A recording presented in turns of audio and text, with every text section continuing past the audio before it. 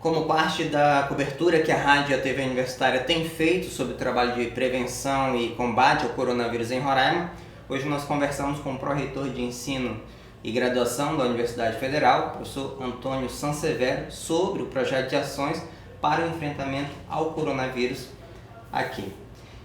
Olá, professor, seja bem-vindo mais uma vez. Obrigado. Quais são as principais linhas de ação desse projeto?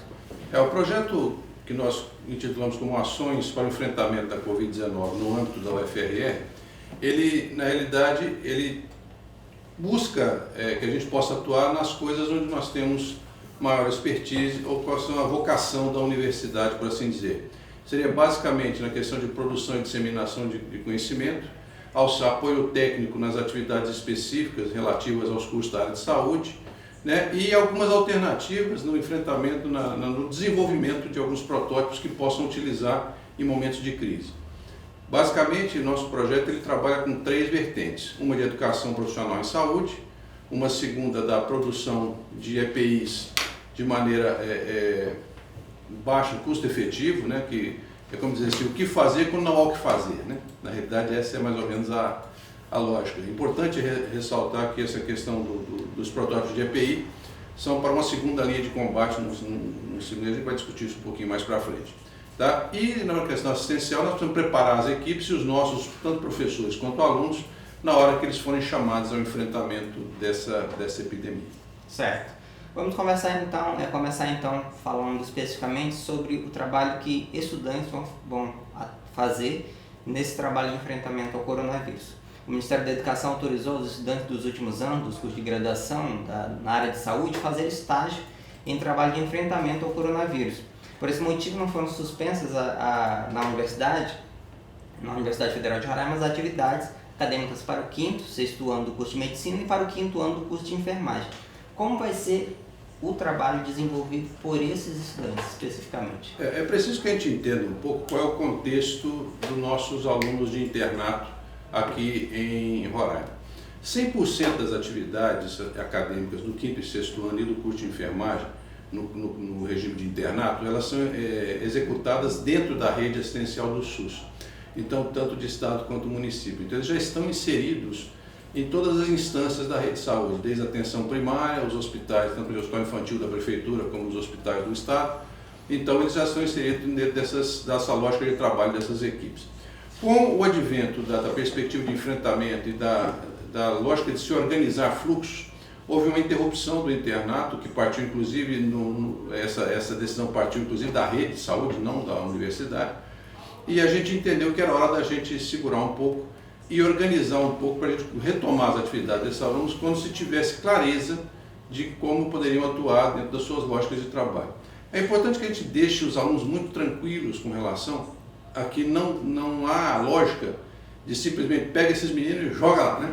Não é bem isso. A lógica é muito simples. Primeiro, nós temos uma série de passos a tomar.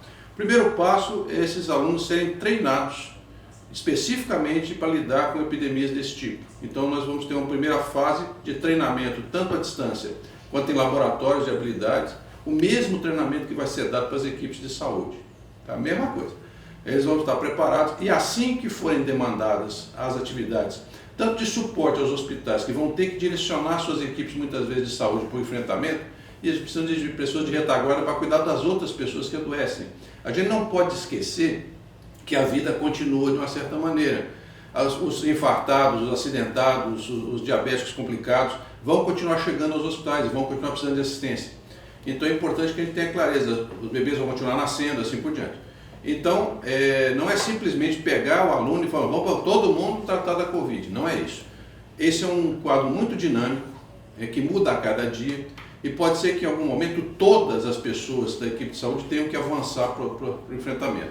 Então a gente sempre se planeja para o pior, mas esperando o melhor. No caso do aluno, ele tem que ser preservado da seguinte maneira: ele ainda não tem autonomia suficiente para poder tomar decisões médicas e de enfermagem, ele precisa ter clareza da sua bioproteção, sua e das pessoas que ele vai atender, e ele precisa ter uma coordenação e preceptoria para os atos que ele faz. Eles só vão voltar aos hospitais da unidade de saúde quando as redes de saúde começarem a definir fluxos. claros de quem faz aonde, quem faz o quê, quem atende aonde, e quando tiver EPI de garantia de segurança para todos eles. Uma das dúvidas que surgiram em relação a esse assunto era se esses alunos iriam atuar diretamente com os doentes, né, ou se seria um trabalho mais auxiliar. A gente tem que encarar a epidemia como uma lógica, na realidade é uma lógica de guerra, entre aspas, né? Só que o inimigo é um pouquinho diferente. Então vamos analisar o seguinte, quando um país ou uma nação entra em guerra, você manda o seu contingente efetivo melhor preparado para o combate, né? À medida que essa sua força começa a se exaurir, você começa a recrutar aqueles que estavam na reserva. Acabou os da reserva, o que você faz? Recruta a população em geral, não é assim?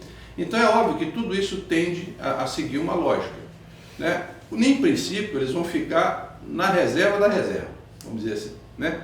Eles vão começar a atuar de maneira progressiva, se for demandado, e aí não estou falando só dos alunos, eu sou cirurgião pediátrico, tá? Mas seguramente se eu precisar atuar dentro da lógica para atender, eu vou ser chamado e vou atender na frente com qualquer outro médico, porque antes de tudo eu sou médico e a gente tem que seguir essa lógica.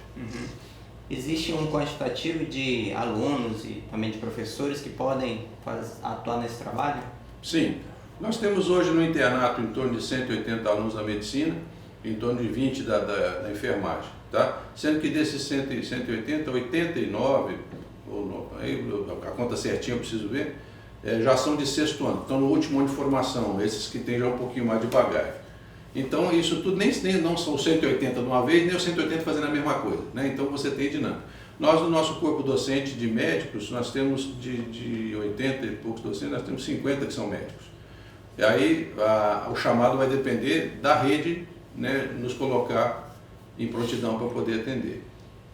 Bom, então os alunos passarão primeiro por um processo de treinamento, terão o fornecimento de EPIs e nem todos vão atuar no mesmo local, vai depender da necessidade, necessidade de serviço da rede pública. Exato. Bom, agora outro assunto também dentro do projeto é sobre a produção de conhecimento sobre equipamentos de proteção individual, os EPIs. Como vai ser realizado essa ação? Nós temos um grupo de alunos que está sendo orientado pelo professor Rui Guilherme, que eles por iniciativa de estudantes, eles começaram a se preocupar com a possível falta de insumos e começaram a se mobilizar no sentido de como eles poderiam produzir de maneira artesanal e segura alguns EPIs para que pudessem auxiliar nesse combate. Então esse estudo começou de uma maneira inicial, tentando alguns formatos, e eles chegaram a um produto muito interessante, de baixíssimo custo, né, e de alta eficácia. Mas o que acontece? A gente tem que ter clareza de que isso para quando você fala assim, olha, esgotaram-se as possibilidades, isso vai ter que ser usado em linha de frente. A ideia da produção de EPIs é muito para dar suporte às equipes de suporte, a pacientes que talvez precisam de algum tipo de proteção, e não exatamente nas equipes que estão na linha de frente, principalmente na linha de frente mais séria, os pacientes criticamente enfermos, etc. Então, é um material que foi testado, inclusive com relação à sua eficácia, e ela está provavelmente tem que ter muito cuidado, porque isso não nos exime de buscar a aquisição dos materiais que são certificados pela Anvisa e que são comprovadamente eficazes na proteção. É importante entender que quando você sai na frente com esse tipo de iniciativa, você não precisa, né, ter que pensar nisso depois. Então você já está andando na frente. Esperamos que nós não precisemos usar, mas se precisar usar, nós temos alguma coisa confiável e que foi estudada de uma maneira científica para que possa ser utilizada. Porque o voluntarismo ele é importante. Acho que as pessoas, eu tenho visto muitas pessoas se manifestando e se mobilizando para fazer isso, fazer aquilo, mas o voluntarismo sem uma especificação técnica, sem uma orientação, né, científica, ele pode ser mais danoso do que benéfico. O papel da universidade é você fazer isso e dar uma chancela uma chancela científica da eficácia desse equipamento, dessas coisas, para que eles possam ser usados com tranquilidade, né? Porque é aquela tal história, se você for confeccionar um colete à prova de bala, né, quem é que vai ficar com ele para testar na frente do revólver, né? Então a gente tem que ter esse cuidado, não é verdade?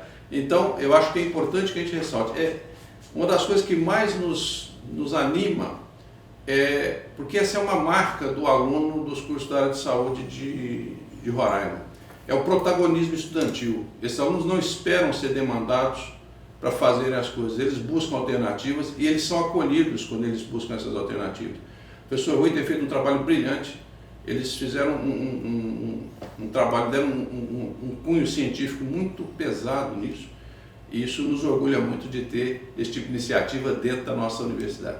E como esse conhecimento foi produzido e já existe protótipo a respeito, como isso pode chegar ao seu público? Em geral, o que os meninos já estão fazendo, fizeram um piloto com alguns testes, mas a gente tem que tomar o cuidado que nós não podemos também, como universidade, falar assim, não, nós vamos criar linhas de produção.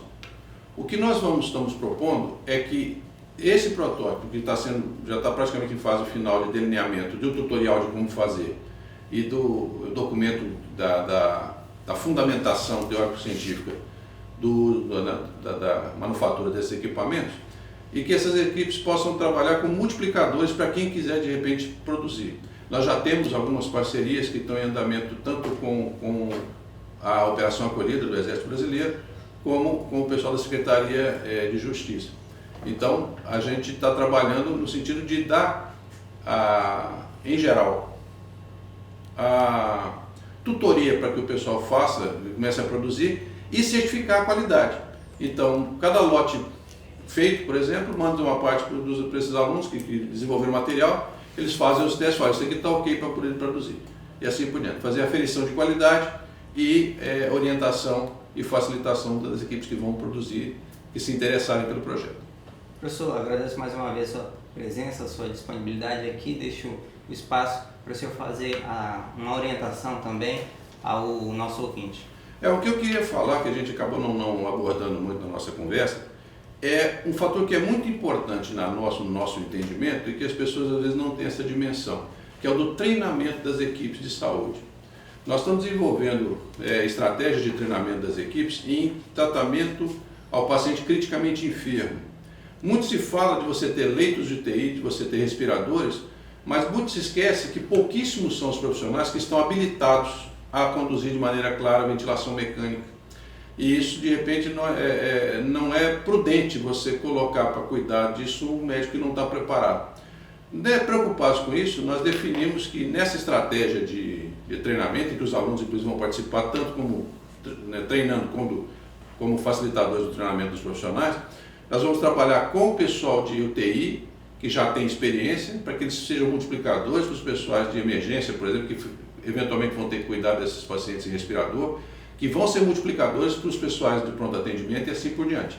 Então é importante que a gente ressalte que o treinamento de equipes é fundamental para que a gente possa ter um cuidado ótimo e minimizar ao máximo a mortalidade dos pacientes que chegaram aos nossos cuidados. Importante que uma instituição de ensino superior daqui, portanto referência nisso, tome a frente disso e faça o protagonismo dessa formação. Exatamente. É importante que as pessoas entendam que, embora nós não estejamos ainda num ponto de crise, pico máximo, quanto mais você se antecipa aos problemas, menos esses problemas te causam dor de cabeça.